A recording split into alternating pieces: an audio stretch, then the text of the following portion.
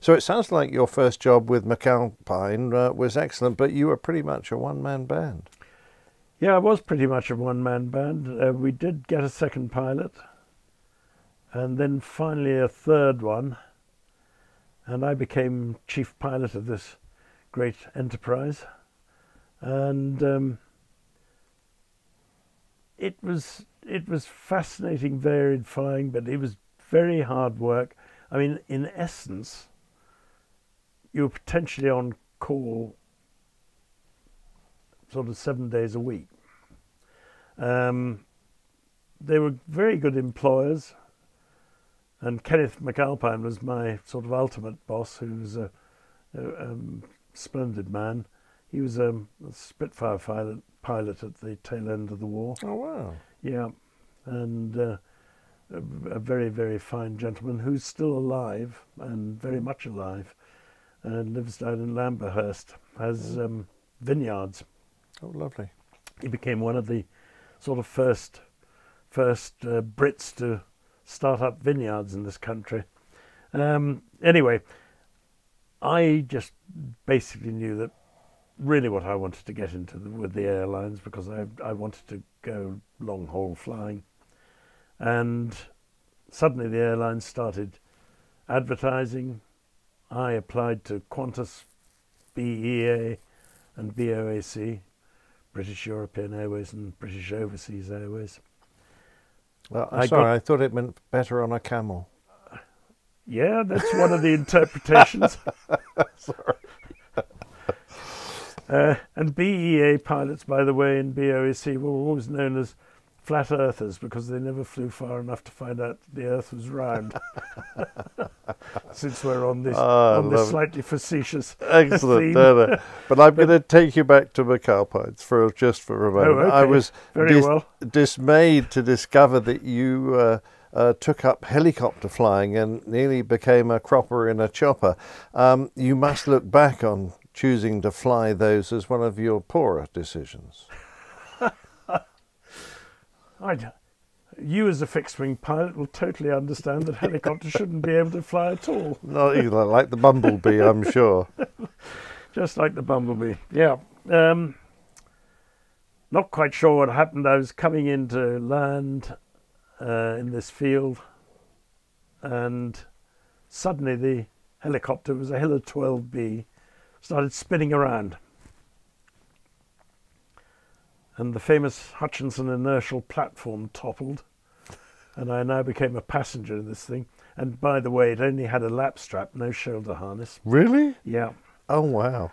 And finally what happened was it beat itself to death on the ground. And it was jumping up and down like this, and I was being thrown around all over the place in the cockpit, unable to sort of zero in on anything. And its final death throw was to leap up, turn upside down, and crash down onto the main rotor. So that effectively killed it, which was good. So I'm now hanging suspended by this lap strap, upside down, and I could smell petrol dripping out. So I thought, it's time to get out of here. So I released the lap strap and landed on my head, and then sort of surveyed the scene. And there was a great big hole in the perspex bubble. And I climbed out of this hole, cutting the back of my hand on a jagged piece of perspex as I went out.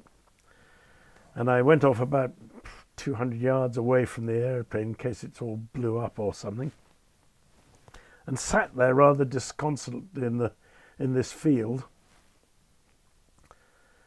And I noticed that there was a tractor coming up towards me. And I thought, help is at hand. And this tractor came up, and this good old boy driving the tractor said, "You all right then? You all right then?" And I said, "Yeah, I think so. I just cut the back of my hand a bit, and I'm a bit shaken." He said, "Oh, good," he said.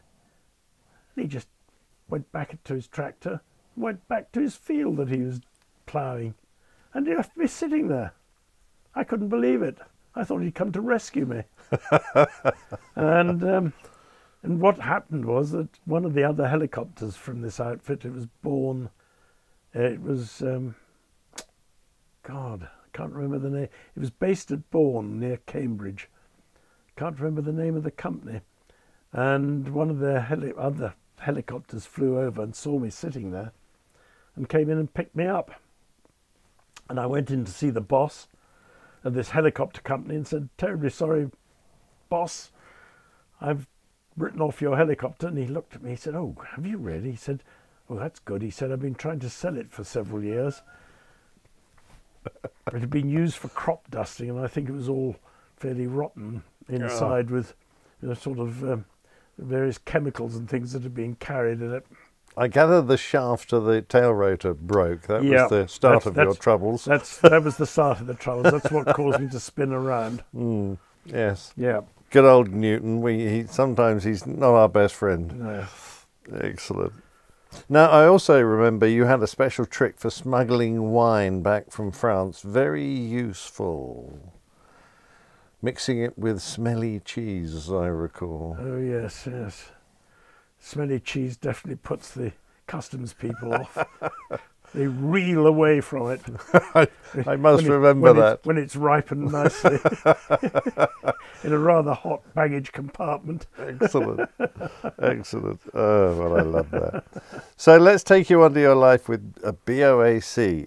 It was on the 707 you started. My father always thought of it as a rather agricultural aircraft after he flew the VC-10. Did you enjoy flying it? The 707 was not an airplane you could say was enjoyable to fly. No, it was clunky. You sent a message from the control column and eventually it would transmit itself to the ailerons or whatever and something would happen. But no, it was a sort of Ford motor car of the airline world, I suppose. It suffered a bit from Dutch roll, as I recall. It did. It had a definite tendency for Dutch rolling. So you had to watch out for that. But the thing that was a sort of complete shock to me, and this had never occurred to me, was that the first thing I had to do was learn to become a navigator. I had to do a flight navigator's course. And somewhere upstairs in one of our bedrooms, I've got a flight navigator's license, long since expired. Oh, I mean, I talk to pilots today, and they can't believe this. Do you still have your sextant? No, I do not have. Could you still do a star shot? I don't think I could. I don't think I could. So, the whole navigation of a 707 back then in 1966 was using periscopic sextants to take shots of the sun, the moon, the stars, and you had to identify the right star. Otherwise, you'd make a horrible mess of all the calculations. Console. That was a Loran, tricky piece of kit, and bearings from ADF bearings. These are all the sort of things that you were using, and the route that they used to use to train you to do this navigation was London to Bermuda. That's a small target in a very big ocean. Just think about that, exactly so. Yeah. And if you miss Bermuda, you're kind of stuffed. It concentrated the mind monumentally, I can tell you. It really did. And it was really hard work. I mean, I've done a 30-minute Astro air plot from Bermuda back to London, and you just don't stop. Really? The moment you do your periscopic sightings, you then use your sight reduction tables, get it all into a form you can plot as bearings on a chart, plot it all on the chart. That now becomes a position that you were at, maybe, perhaps, 6 or 7 minutes ago, and you then sort of project forward on the map, and then you're going through the whole routine all over again. It's seriously hard work. And one of my nav instructors, by the way, with whom I flew a lot, was Norman Tebbit. Oh, wow. later to become Lord Tebbit, Mm. who wrote the foreword for the book. Yes, and fine forward it was as well. And a very fine man. But he's quite a gentleman, I understand. He's a wonderful gentleman. A wonderful, wonderful man. Yeah. And what was he like as a navigator? He seemed to be a very good navigation instructor. He seemed to think I was doing all right, so he was definitely a good instructor. Excellent. Well, that sounds brilliant. Anyway, so I can tell you that when I went on to the 747 eventually, to find myself in an aeroplane with an inertial navigation system and not having to think about navigation any longer was just the most enormous relief to me. I have to say, I never enjoyed navigation at all. Not that formal navigation. The responsibility was, quite considerable to keep that airplane on track. Absolutely. Yeah. Quite Absolutely. challenging. Yeah, those of us who've flown with triple inertials and dual global positioning systems don't know how lucky we are. No, absolutely right. Excellent. So you had a rather troubled start to your career with BOAC with the destruction of Whiskey Echo, and then you subsequently crashed a Piper Aztec. Were you beginning to feel you were in the wrong job? There was, I suppose, a sort of slight element of that. It's quite funny, actually. Whiskey Echo was, a pretty traumatic experience. Although it's interesting.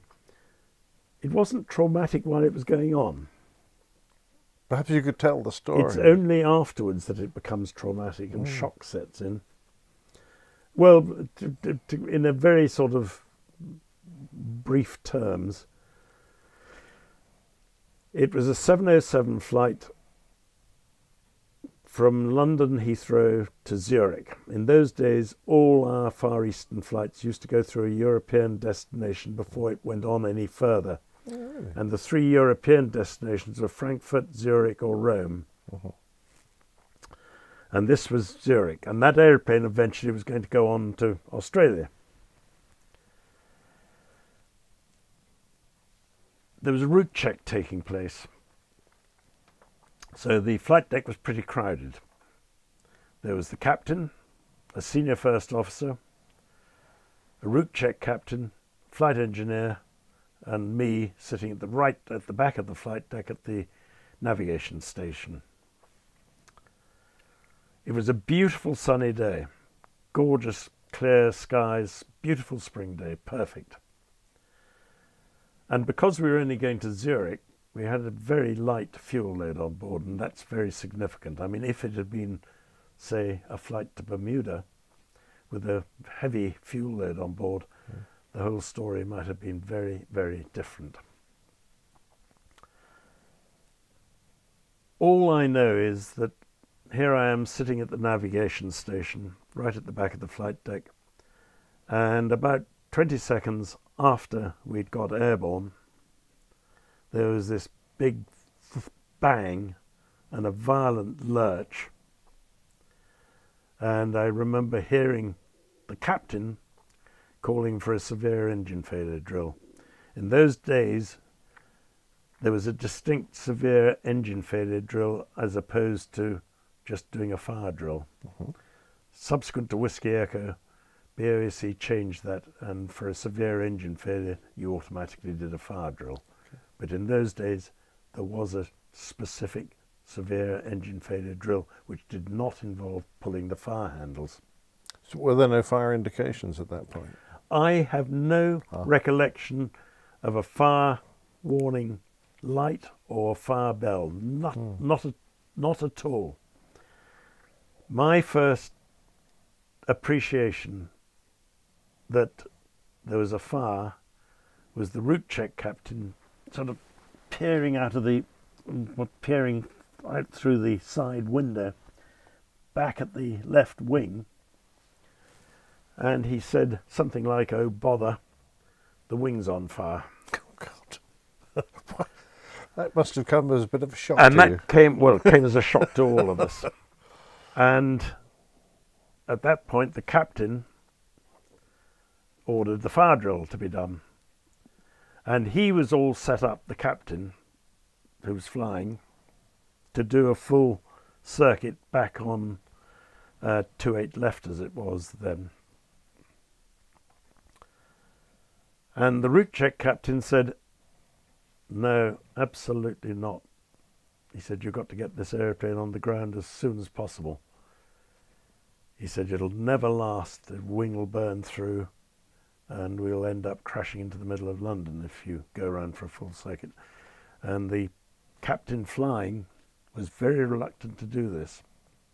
It was eventually arm locked into landing on 05, which doesn't exist now. It's a taxiway. That's a cross runway. No, I've landed on 23 at Heathrow, but not on 05, and you're right, it doesn't exist anymore. It doesn't exist anymore, and it had no ILS. No instrument, no approach at all. Nothing at all. So here's the captain flying it. He's now been persuaded to land on 05 for reasons I've just stated. And I have to say, he did an absolutely superb piece of flying. Excellent. Judged the whole, eyeballed the whole thing down to an immaculate touchdown, which is an extremely difficult thing to do on a 707. Right at the beginning of the runway, because it was a short runway. It was only about 6,000 feet long, I think. And he safely brought it to a halt on the runway. What we, of course, had not appreciated was that during this short flight, I mean, it literally lasted about 3.5 minutes from takeoff to touchdown. And in that 3.5 minutes, the poor old senior first officer in the right-hand seat and the flight engineer were doing after takeoff checks, severe engine failure drills, fire drills, top of descent checks, field approach checks, landing checks. I mean, they were going like one-armed paper hangers. They would have been. They really were going balls out. But what we hadn't appreciated was that this plume of flame coming from the wing during that short flight had been impacting on the tail and superheating the tail fin area. Wow. And of course, as soon as we stopped on the runway and there was no airflow to cool the tail down, the tail just went poof. Wow. And the whole fire worked its way up from the tail of the airplane forwards up the passenger cabin. Now, we had about 120 passengers on board. There were only 2 exits that were usable. Everything on the left-hand side was just awash with burning fuel. The rear right-hand galley slide exit. The steward at the back there got out on that exit and went down, but then the fire got the slide and burnt it up. Okay. So that wasn't available.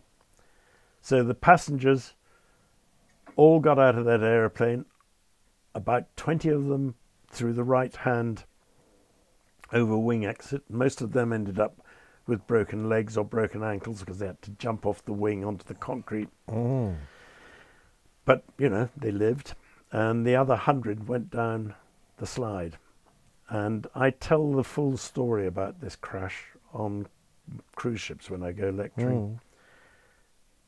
Because I think it's so important for people to be aware of the fact that cabin crew are not there to serve coffee and tea and meals and pamper you. They're there when it all goes horribly wrong to get you out. And if you've got a well-trained cabin crew, your chances of survival are hugely, hugely enhanced.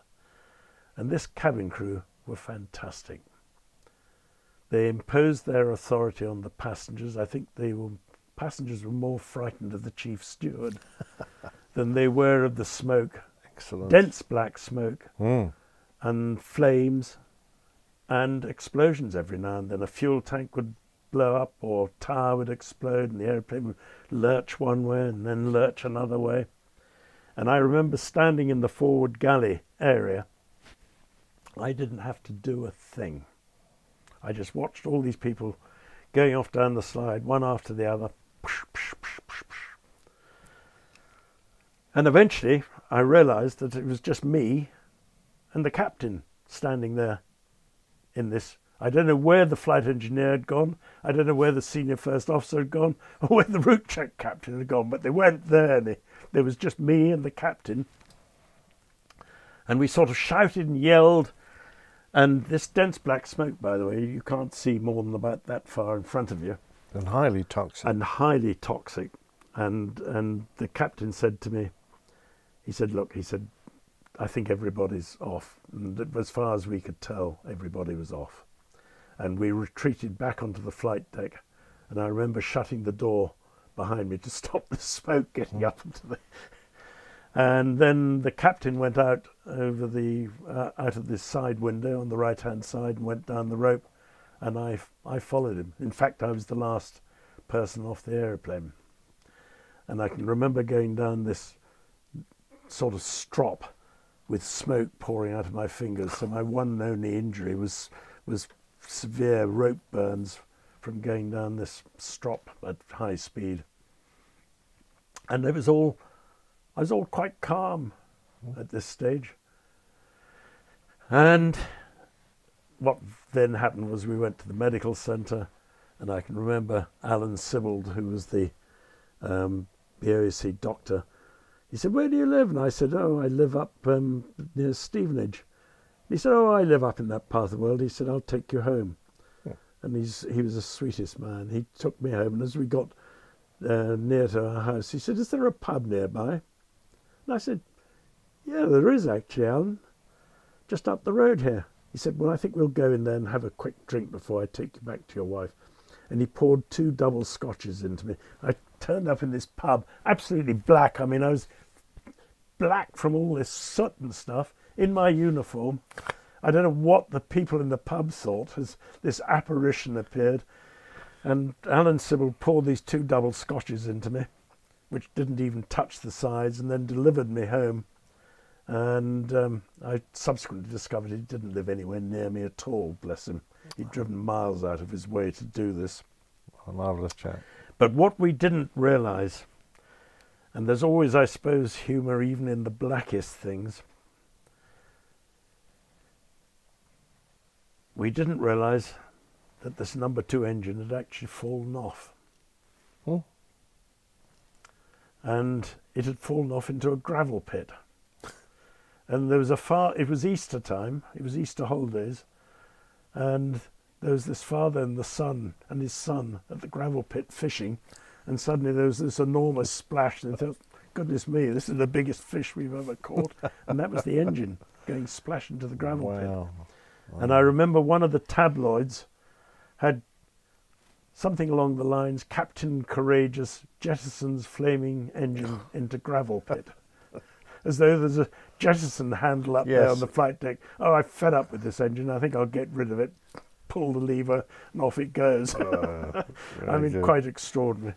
Right. And the tragedy of the whole thing was that, and again, we didn't realise this immediately at all, but we had lost 4 passengers, all at the tail end of the aeroplane, and one very, very brave stewardess called Barbara Harrison, who was awarded a posthumous George Cross for her courage.